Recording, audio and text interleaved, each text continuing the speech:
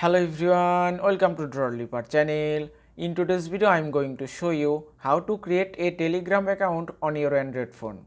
Now the first thing you have to do is download Telegram. So just go to Google Play Store, then search for Telegram, then tap on install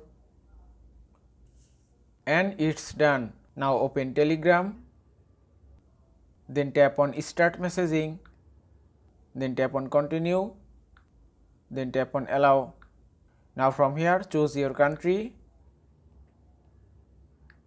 then type your phone number, then tap on this icon, then tap on yes, then tap on continue, then tap on allow and give it a moment.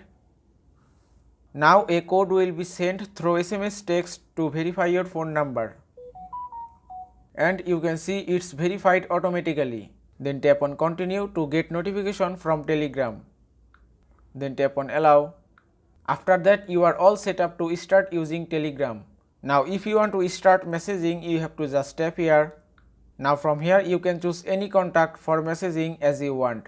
And that is how you can create a Telegram account on your Android phone. I hope this video was helpful. If it was, please give it a thumbs up and don't forget to subscribe.